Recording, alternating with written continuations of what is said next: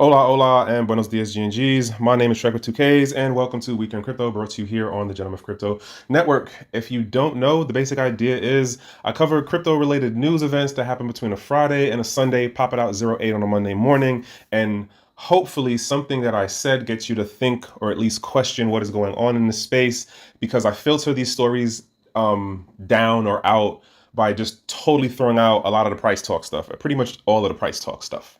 And try to look at it as far as, are these events indicating a trend or pattern or something going on within this space in relation to a personality or a company or a country, whether they be exclusively Bitcoin or crypto, or whether they're traditional business or government stuff crossing into the space. And so basically, hopefully I say something that like click with y'all. You got to remember, I'm not a CPA, I'm not a legal advisor, I'm not a financial advisor, I'm not a lawyer. So, this is just me going off of being in the space for a while and just seeing the patterns and trends of how things have been moving over this past decade plus. Before I get into these stories, though, definitely got a number of things to jump across. As usual, it's always about filtering it down. I do want to say thank you to folks who are coming back week for week and, taking some of what I say into how they're doing the due diligence into the space.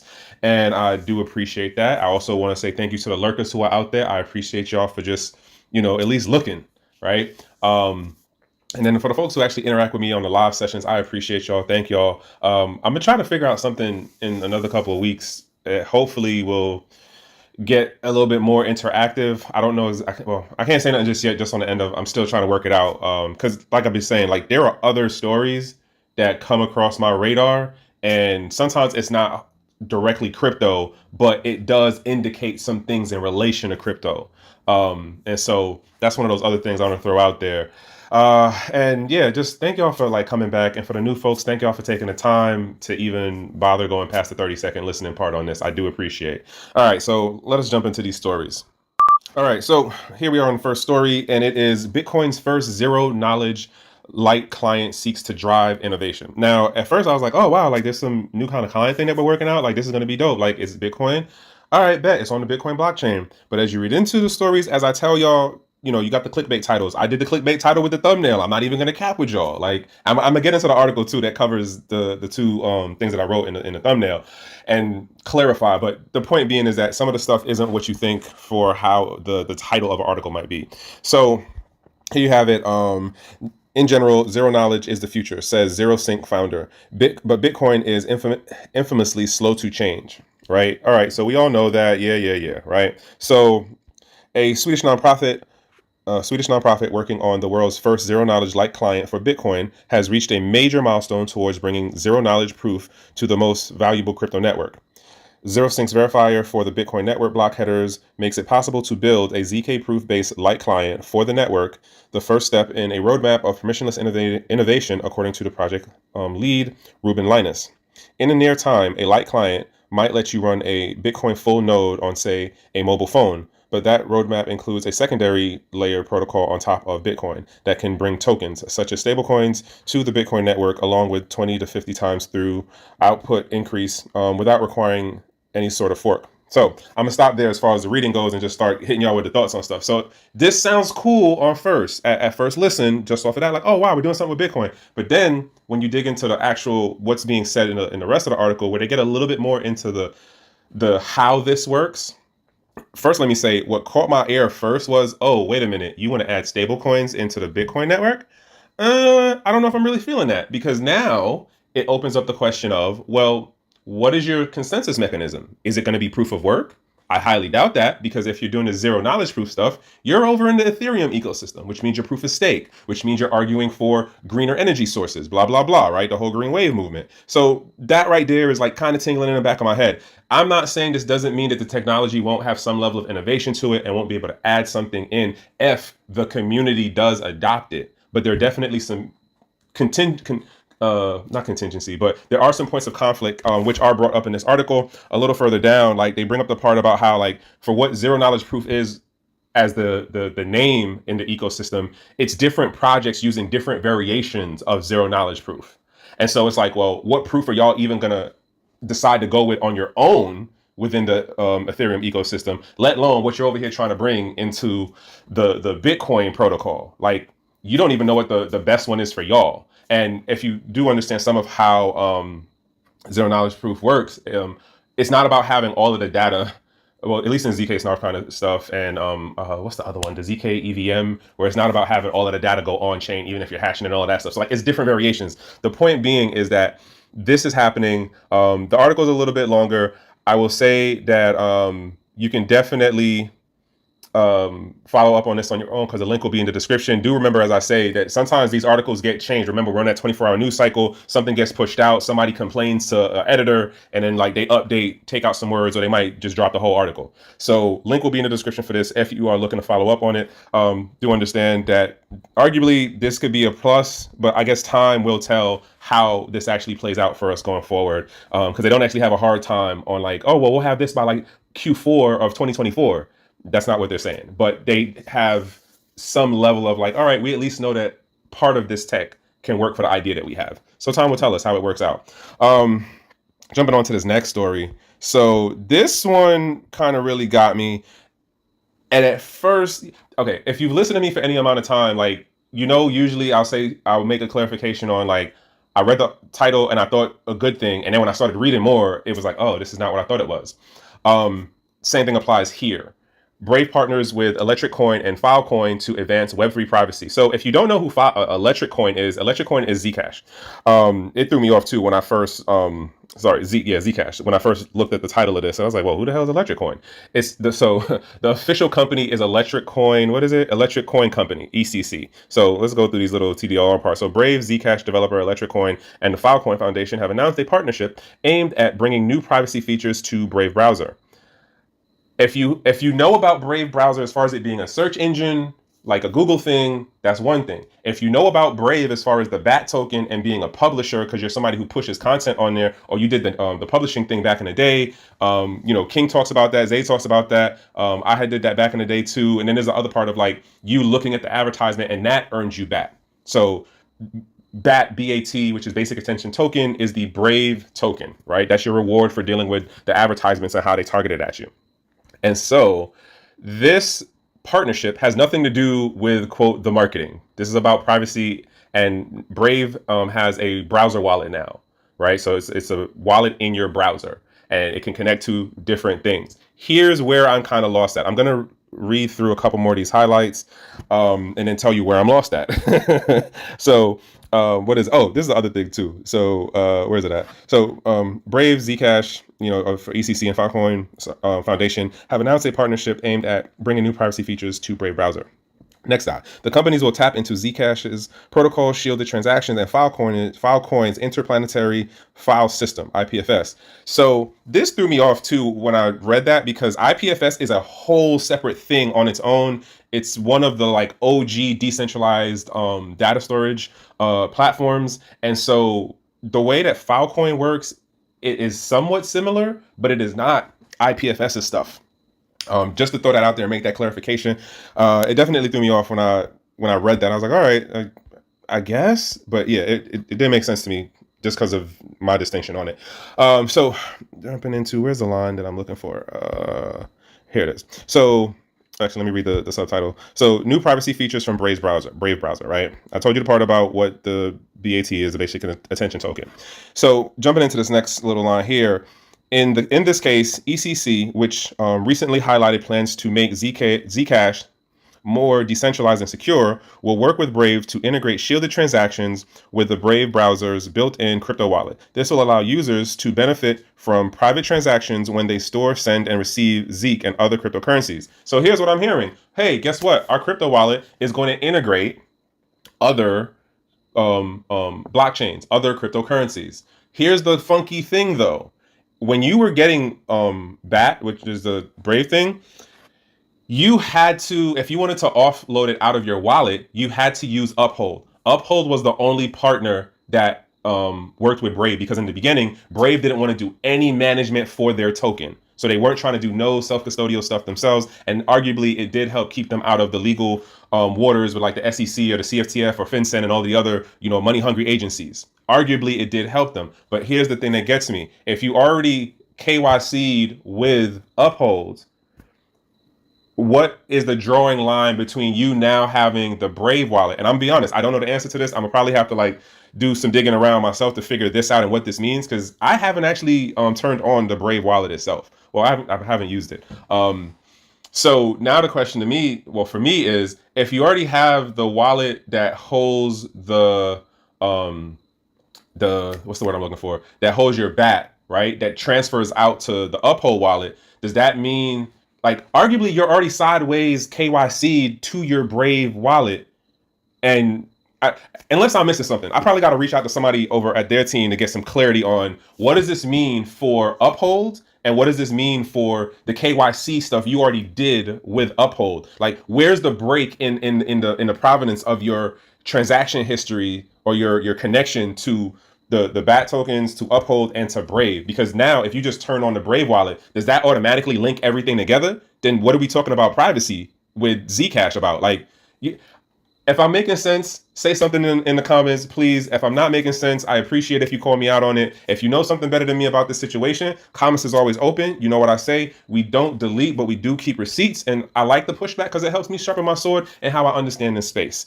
Just saying, I'm not 100% understanding how the privacy part works, considering how the Brave token, how you had to off-ramp it to begin with. So unless the wallet is 100% separate from the Uphold and the BAT stuff, to me, it just sounds like you're already sideways KYC. So how does ZK or any of the other stuff after this even benefit to privacy? That's just my thought process, though. But if it worked, great. I hope this does work to actually give privacy. I'm hoping.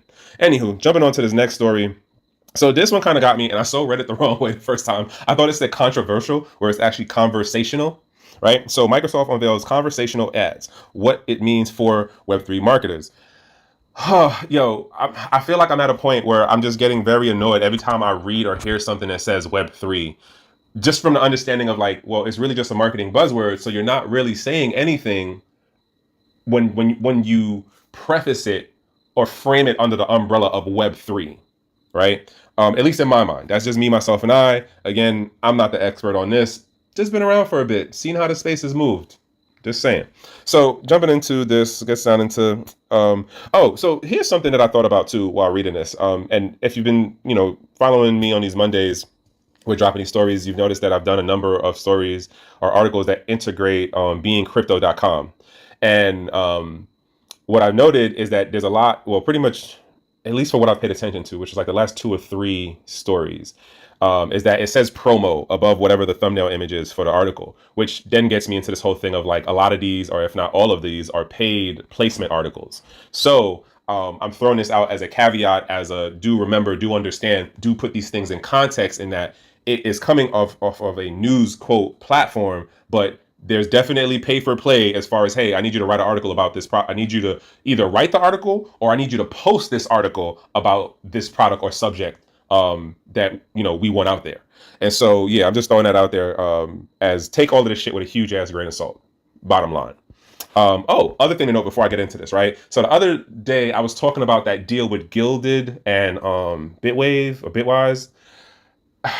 I reached out to my person who was over there, and they put me on to how that played out.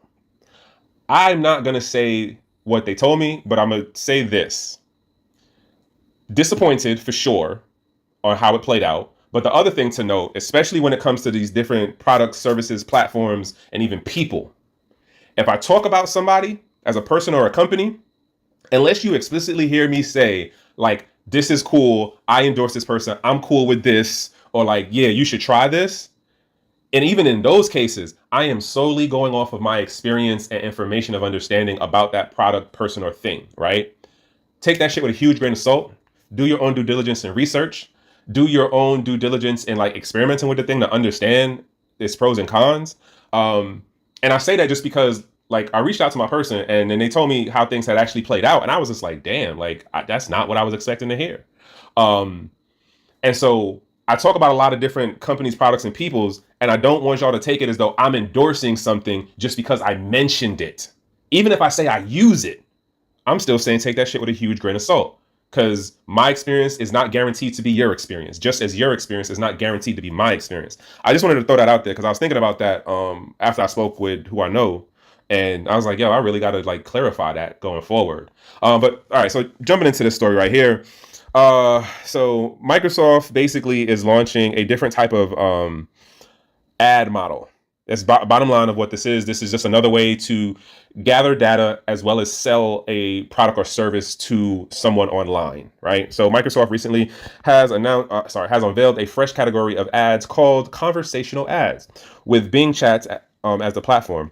The new ads aim to enhance users' engagement and deliver a shopping assistant experience. So that last line right there tells you what's up. And also you got to understand this too. Most of the folks who use Bing have already like did the login and connected in to their Microsoft account, right? So what you are doing is you are helping Microsoft build the user profile at a newer granular level, especially if you're using Bing to search everything. If you're using Bing to search everything, you just 100% helping. And the funkiest part of it is if you're using Microsoft Office 360 or Microsoft 360, you're paying them in order to help develop their research out and build profiles about you as the user. I need y'all to think about this. Unless you, and even if you haven't logged into your Microsoft account when you're using Bing, there's still other types of metadata that can definitely target down to be like, that's you. It might not be like, oh, that's Susan who lives at blah, blah, blah. But they could definitely target it down to go, oh, this is that user who has this number of data touch points. We know it's them. I need y'all to get that. So if you're a privacy person, this is not for you, like at all, because it definitely is way past the privacy line on how it's building out the profile on you. And then this is going to the different companies who are then what's the word I'm looking for? Who are then basically selling out your metadata. That's the bottom line of it. And like I said, if you're logged in and you got a Microsoft 360, you're paying Microsoft for them to gather data on you. Just think about that. I'm just saying. If you don't agree with me, it's cool. I understand. So let me get through a couple of these highlights. So where are we at? Conversational ads, a glimpse into the future. To redefine digital advertising, Microsoft introduced conversational ads. This is the first ad product crafted exclusively for Bing's AI-powered chat. It integrates AI to bridge the gap between advertisers and consumers. Think of this again. They're looking at you as a consumer. So the idea is they're trying to get you to buy shit. And then that's not even the full scope of it. The full scope is they're looking to be able to move you on your position on a thing. Do you favor something? Do you not favor something? Do you slightly like it? Do you overly like it? Do you love it? Do you disdain it? Are you angry about it? Are you super happy about it? Like those things play into how you buy products and what things attract you. Some people are very bad impulse buyers, and that could be on whether they're happy or they're sad. And if you build out enough of the profile, you can figure out how to trigger those things. I'm just saying that's just at least my brain and how it works and how I'm seeing this technology and how I understand marketing. That's just my thought process. What was the other thing I wanted to say about this? Arguably, like, there's not really much else to say. Again, link for this will be in the description. You can definitely follow up on this. And yeah, this is basically to get you to have your own kind of personal shopper thing. So then it's going to start suggesting stuff to you. Just like how we be talking about what happens when like you talking to somebody out loud and then all of a sudden you looking at Google and your IG feed or your what's the other thing, your Facebook thing, and then the stuff start popping up. That's going to be this. That's all they're doing. I'm also curious though on the end of how far are they away from being like, okay, we'll start giving you a token as an incentive to start accepting more of the conversations about products. Because at a certain point, like this will accelerate, let's say, and yo, they dropped the timing perfect. We right before Halloween, Thanksgiving is the following month, and then we boom, right into Christmas and New Year. Like they're literally prepping the people to be mentally ready for like, oh wow, I seen the thing on Bing. Oh, I'm asking the AI for blah blah blah. Bing is answering me this. Oh, I didn't even, you know what? That's a good product. That's a good thing that I didn't know I wanted. Or like I wanted this thing, but I didn't know when it was gonna go on sale. Or I thought I missed the sale. Like we're literally going into the shopping holiday season and they dropping this now. It's gonna be really crazy. Like, and okay, so I know I'm running long on this one. Sorry, but here's my thought process. The economy is going kind of crappy. No, the economy is going crappy for a number of people right now, right? And yet, we're pushing a AI system that is meant to figure out your choices, your favors, and your dislikes to better market products and services to you as we go into the holiday buying season. But people's wants and desires and arguably needs are not matching up with their bank accounts. Why? Because if you know anything, and as far as like business and corporate America stuff, there's a lot of downsizing that happens during the holidays, right? And if you just look at how the CPI, the cost of living and all that stuff is going right now, there's a lot more people trying to figure out how to afford, the roof over their head versus feeding their stomachs right now. And then a lot of people in the States live off of debt. They don't actually have the money, and they're doing a lot of debt in order to make it from the day to day. And I don't know if you pay attention, but like there's a number of things indicating that there's more mortgage default stuff popping up. There's more credit, if you got credit card stuff, those defaults are picking up. So it's just like, it's going to be interesting to see how this plays out, and then how they argue after the holiday sales and all of that stuff, come, January, towards like the end of January. Like, how do you argue why the spending numbers didn't go the way you thought, the way you were telling the public that they should go? Because you have better data on the people who buy stuff, or the people who have bad impulse control on buying, or the people who don't understand how the algos are being used to trigger them to spend money they don't have. Like, that's my thought process, y'all. Now, whether I'm right or wrong on it, time will tell. And for those of you who picking up on this, couple months down the road, we're gonna be a couple months down the road. So definitely, let's keep this one on the back burner, and let's see where it go. Okay. All right. So jumping into this next story. What's the next one? Google Cloud adds data support for 11 more chains. Now, like I said, I did a clickbait kind of thing saying that Google was going after the Amazon market for the crypto stuff. That is not exactly what's going on right now. That's not exactly what's going on in here. I should say it that way. So let me get into these highlights so y'all get what's up. So Google Cloud has added 11 more blockchains to public data sets on BigQuery. The tech giant's data analytical service originally launched in 2010, and like nobody was paying attention to that shit in 2010 or 2015, even 2018, even 2020. Nobody was paying attention to it. Why? Because everybody was doing their own type of blockchain explorer, and then Amazon started really kicking the door in during 21, when we had like the whole slew of NFT and all the tokenization stuff, right? So nobody's looking at Google for any of this stuff. But what makes this interesting is, again, this is about more data collection, looking at seeing how people spend. What are people interested in? What are people asking about? But this is the cloud service side of it, right? So let me just jump. You see the names. For those of you who are the degens, chasing bags and stuff, you see the names right there. Users can now query data from Avalanche, Arbitrum, Chronos, Ethereum, Gorilla, Phantom, Near, Optimism, Polkadot, Polygon, Mumbai, and Tron. So this is a good thing, which basically this is what this means. You want to start looking at, like, you have questions about transactions that are of a certain amount, or you're looking at, what did it look like when the news about a hack happened? If you have, like, let's say it's this one chain, there's the main chain, the layer one, and then there's the sub chains. And let's say that something happened on the sub chain, and you want to see, is there any correlating data for what was going on with the sub chain and the main chain that it's on? So if it was like Ethereum and Polygon, or like Solana and whatever the sub chain is for that, you can start just inquiring it using this Google Cloud service called BigQuery. Again, I'm not supporting or promoting Google BigQuery or the Google Cloud thing. I'm just letting you know, like, this product and service is here. Google is seeing that, hey, we need to start working on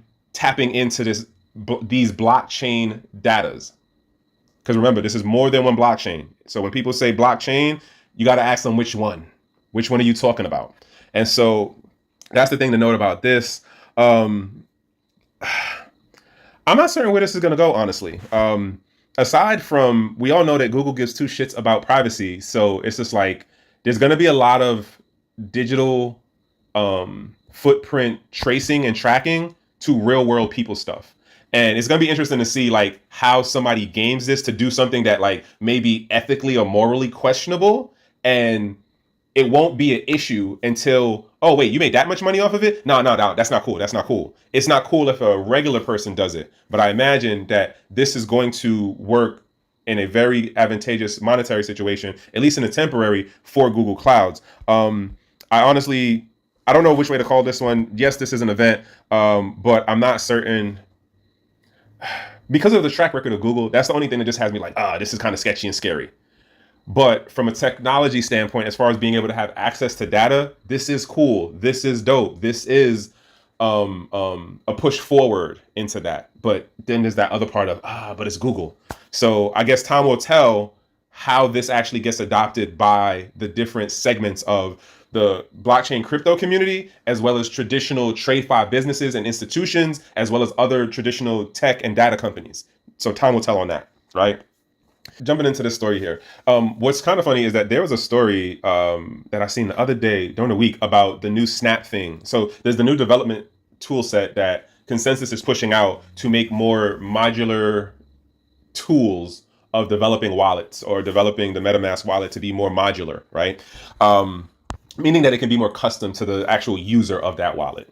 And so I wanted to do a live on IG about that, but I didn't even follow up on that. But now I see this, and this is like, oh, okay. So short of what's going on is Consensys has announced the sunset of the Truffle and Ganache Web3 development tools. I know I'm probably saying that wrong.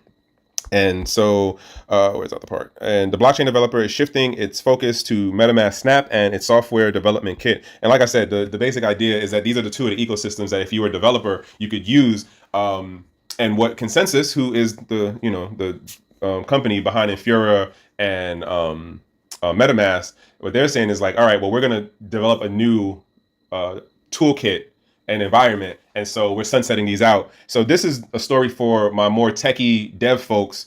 In case you've been under a rock, like, this should already be on your radar. But for the other folks who are not necessarily developers, this is something that you should probably be aware of that's going on, because I imagine if not before the halvening, after the halvening, you'll probably start seeing a lot more stories coming out about MetaMask and its new functions and features and skins and different type of new upgrades to it.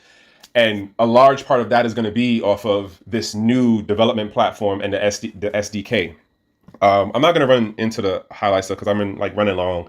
But other thing to note. So let me jump down to, where is it at? The firm will support Truffle and Ganache's user transition to alternative ecosystem tools like Hardhat, Foundry, Remix, Third Web, and Open Zeppelin, providing documentation outlining the migration process. And this isn't one of those it's happening in 2024, during the summertime. This is soon.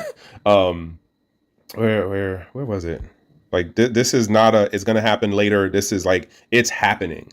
And it's funny enough, there's somebody else I know who's over at Consensys. I need to reach out to them now that I think about this.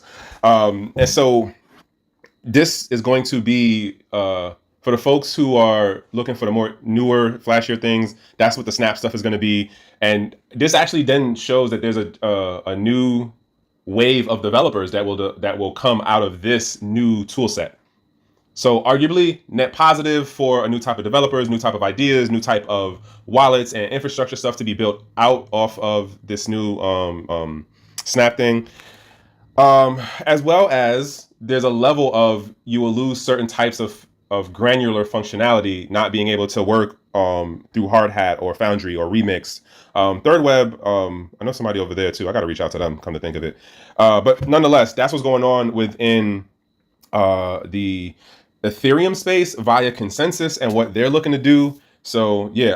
Again, that's where it was. Timeline. This is happening over the next 90 days, which pretty much means between now and the end of the year and a little bit into January. They're giving you support, but they're making a transition. So whatever project you got or what project you thought you was going to do, and it was going to be Ethereum and you was going to do blah, blah, blah with the wallets. Speaking of which, and there's a number of us who were saying this from last year. This to me gives a confirmation that wallets are going to definitely have a more important role going forward, and not just because can it be cold storage, or can it be transportable, or it's going to matter because wallets are going to count as a form of digital identity. I don't know anybody who said it that way in particular, but I'm saying this now. Wallets are going to count as a form of digital identity. And I say this as far as I had a conversation with somebody else over on the IG side, and they had made a comment about NFTs and the whole thing with wallets and using those as the access mechanism to online content such as music and stuff, because they were in the music space.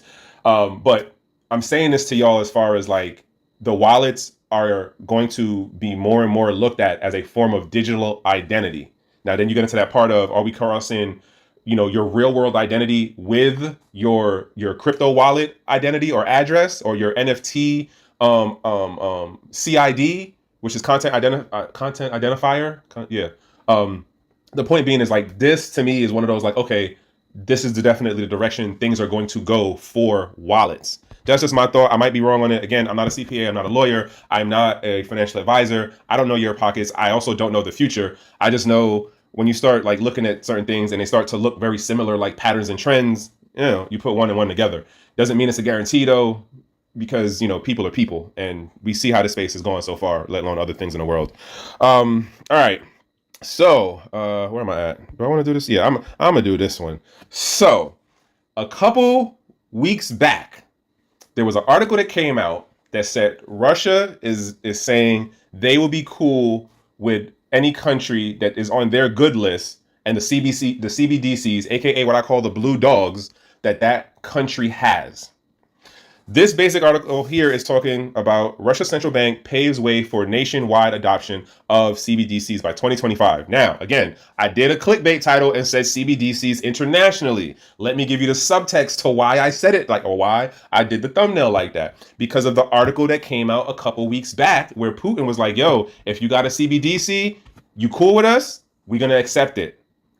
So I said it back then. This article comes out now. Now, granted, it's focused on the local, but at the end of the day, because of the other geopolitical things that are going on right now, where Russia as well as other countries are looking to find other monetary rails of being able to transfer value that cannot be blocked by the West, guess what happens? CBDCs, near real-time transference of value.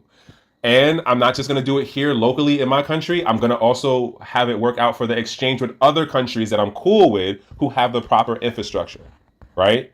That's what this whole thing boils down to. Let me get into a couple of the highlights on this. Oh, sorry. All right. So the Bank of Russia is contemplating 2025 to be the year when the digital ruble, the local central bank's digital currency, CBDC, aka, as I say, the blue dog, may see widespread adoption in the country. This move indicates the central bank's strategic approach to modernizing the payment landscape. Again, like I've been saying it for more than a year, they've been going through the legal framework to make the upgrades to include cryptocurrency, blockchain technology, digital assets, the whole CBDC thing. This is more than a year in the making. Okay. I'm not even gonna bother reading down through the rest of the stuff, but the link for this will be in the description, as I said. And the other thing to note is, this subtitle here, as far as Russia's ruble will coexist with physical cash, I'm curious on how that's going to play out, because when you listen to some people talk, they'll say Russia is one of the few countries that's separate from the IBS, which is the International Bank. What is it? International Bank Settlement thing, and the World Economic Forum. They're separate out of that. But then there's other people who be like, well, no, if they're doing the CBDCs, then they're all in the same boat together, right? It's about the financial control. I'm not 100% certain. I'm not the super expert on it, but what I do know is the track record of Russia making the moves to integrate cryptocurrencies and digital assets has been going on for well more than a year, and the actual activity what has been going on is very counter to what is mainly pushed here in the Western media. If that makes sense to y'all, say something to me in the comments. But if it don't make sense to y'all, say something to me in the comments. But the point being is that the CBDC thing is going to happen. Will it actually be 2025? As far as what they might argue is mass adoption, I don't know, because they're already doing the testing. So if they're already testing it in like X number of the cities, let's just look at what China did. China already launched theirs and showed they can do the delivery system. They can do it through an app. The people will accept it. Granted, it may not be everyone, right? But eventually, when you do enough, social prodding and social engineering, you'll get it into enough of the population's use case. And I think that's the thing that's going to be the thing to watch out here is, how does Russia actually do their social engineering to get more of the society to adopt their CBDC, as well as, because folks don't understand how many Africans is in Russia and how many other African country Russia is in. Case in point, once again, this is one of those I pay attention to things that aren't necessarily crypto, but somehow they kind of be connected. The other day I seen an article or seen a video thing that showed the son of the Central African Republic the prime minister's son, or it might have been the president's son. He was in Africa somewhere. No, he was in Russia. I forgot what city he was in, but he was getting in trouble for something. And I was like, yo, that's crazy. Like, what is he doing over there? And then I was talking to somebody who is in Africa now. I think they're over in Ghana. And we were going back and forth about something. And I was like, yeah, so I seen a story the other day about the prime minister's son from such and such. And they're like, oh, yeah, it's mad Russians over there. Russia's making moves, but when you look at the mainstream news here in the West, you don't get the subtext of it. You don't get the context of it. You at least in my interpretation of how I take this stuff. The point being is that they're making moves on this digital asset stuff. They're making moves on this blockchain stuff. They're making moves that are going to very much change the global and social dynamics around the geopolitical scene and the monetary scene. So just throwing that out there, right? Like I said this weeks back, cover the story. You can find, the episodes on the channel. So second to last thing, decoding Atomicals, unpacking the newest edition of blockchain's tech suite. So I was not sure what was going on with this at first. Bottom line is this is a different variation of ordinals, and I'm cutting through actually reading everything. Only because I've gone definitely on time. So the following introduction of ordinals, inscription, BRC20 tokens, the stamps on the Bitcoin blockchain, the community has seen the debut of a new digital object technology named Atomicals. And so there's actually a link in this that gets into what the Atomicals are, how they function and stuff. And where's the line that I wanted? So below here. This one? Yeah, so this line right here. So Atomical Guidebooks underscores that Atomicals are defined as digital objects, ordinals as digital artifacts, and Ethereum's ERC 721 as a digital collectible. This is based on data from Dune Analytics, reveals that since the block height of 808,513, approximately 69,000 Atomical digital object transactions have been confirmed on Bitcoin's distributed ledger. So this has been going on, and honestly, what I also find interesting is there was actually no mentions of this over a 72-hour window besides this article, which I'm not certain what that was about as far as why there were no other news platforms that were covering this story.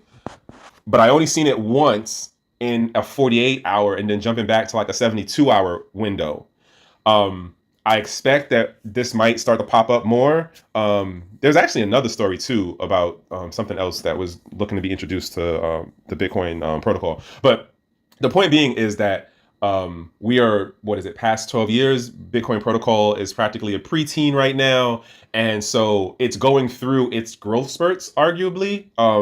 The growing pains process is going to be something as far as what actually works and sticks as new additional features and functions as second layers and third layers on the Bitcoin protocol, right? Because then we get into the question of does the stuff that is added on, is it going to be on some kind of proof of work consensus versus a proof of stake thing and blah, blah, blah, blah, blah. The point being is that there is a new version, or not version, but a new product, NFT based product, besides ordinals that now work within the Bitcoin protocol. So for those of you who are into the NFT space, and if you're the Bitcoin maxi, I don't know how you feel about it, but the comments are open. You could definitely say yay. You could definitely say no. Let me know what you think. Right. So yeah, I'm leaving that one there. I'm not actually sure how to feel about this, honestly. I just note that I think that because we're over the 12-year marker, it's okay, more things are going to pop up. And people are going to try to we want to push it on Bitcoin's protocol. Anywho, jumping into this last story, I'm actually kind of mad I did not know about this sooner. I actually am kind of mad I didn't know about this sooner. So Minecraft servers will end Bitcoin earning after Mojang demand. So basically what happened is, if you don't know about Minecraft is a voxel-based metaverse. It is one of the oldest gaming platforms. And it's what Roblox is built off of. It's what Mindtest is built off of. The main thing to note about this is that the majority of the users in Minecraft who play in that ecosystem are on private servers. They're not on the main Mahjong Minecraft stuff. There's majority of the folks are actually in private servers, which might have a couple hundred to a couple thousand people who do that, and then you can jump between different servers, right? If you don't know, but just throwing this out there for folks. And so the person or persons behind it, they basically got the notice from Mahjong like, hey, you got to stop this crypto shit, cut out the Bitcoin stuff. And if you don't, we're going to take your whole shit down. And so understandably, they didn't want to lose the platform, and they're trying to figure out what they could add it to as far as another platform sooner than later. I forgot what it's called. Oh man, I had the thing open a second ago. But the bottom line is, link for this will be in the description. You can definitely follow up, and if you're into the gaming stuff, if you're into the NFT gaming stuff, you can definitely follow up to see if any of this is up your alley. I'm also wondering, like, why didn't they go over to Mindtest? Because more than likely they're self-hosting the servers. So it's just like, well, why didn't y'all do that? Granted, Minecraft and Mindtest, which is a open source derivative of Minecraft, doesn't have all of the same internal features and functions as a full Minecraft does, but there's a lot of stuff you could do even at the base layer, and there's a lot of stuff you can add in, like assuming you have the technical know-how and the infrastructure to host all of those functions. I'm curious because that's literally what Uplift ended up doing. Like, they made the conversion of their move. They moved over to, what was it, to Mindtest, and then they also integrated Ethereum. But they started off on Wax Protocol. Yo, side note, shout outs to the Wax folks. Why? Because they don't do all of the hype talk around price talk stuff, but they build their stuff. But where I'm gonna still say, like, here's where y'all mess up is, y'all don't have enough instructional material that's out there for people to be able to build on the platform, on the blockchain. You could do some real dope ass things on the Wax protocol from a smart contract NFT level. Like, me and 3D, that's my co-partner right there for the Metaverse, the other side. We built the first NFT faucet on the Wax protocol. Shout outs to Mike, because Mike was the one who actually like figured out how to do it. And he basically allowed it that, you know, if you're interested in making a DAO, you could get the whole set of smart contracts and connect them the way you need to. But the point being is that it's sad to hear that there was another method of being able to earn Bitcoin that was lost. And I wonder how long is it going to be before Mahjong or Microsoft turn around and push their own token or coin or whatever. Like, if you played Xbox, you know Microsoft already had their own digital token thing. So it's going to be interesting to see how much longer they wait before they actually jump into the token market space again and try to compete with actual crypto stuff. We already see how it's playing out for Coinbase's Base and what's the other joint? PayPal's PUSDY, whatever. There's X amount of FUD and it's not highlighting, but yeah, they definitely playing with the numbers is the point. Listen, y'all, like, I'm rambling right now. I'm tired and stuff. It's been a long day. Point being here is that this is sad. I think this is like a net negative, but hopefully the creators of this will get to move to another platform or ecosystem that they can definitely implement this play to earn again. And maybe if not them, then somebody else can do it. Just so y'all understand, like, this is possible. And again, this is another one of those examples of, in a 72-hour news cycle, I didn't see this story repeat not once, but there was a number of other BS stories that repeated. Just saying. There's always news happening. The question is, like, where are you looking for stuff? And then how are you cross-referencing it? So I'm going to leave that there, closing it out. And so if you don't know, I do another show called Metaverse the Other Side that we do the Twitter Space recordings on Thursdays at 8 p.m. And that's on the Builder DAO account. And then we do the replay on Saturdays at the 12-ish hour. And that's me and my partner 3D, and we don't do any price talk stuff. At this point, y'all gotta understand how I am. If you knew, I'm sorry, I'm not that guy, but we do have other folks on the Gentlemen of Crypto Network who are definitely more DJ price talk, you know, technical TA and FA and all of that stuff. I just happen to not be that guy, and I'm okay with that. But to close out, as I say, have a productive over busy day. If it cannot be a productive over busy day, at least be in a safe space, in a safe place, in a good company. And from one human to the next, that is the best that I can wish you. And other than that, y'all, like, until the next one.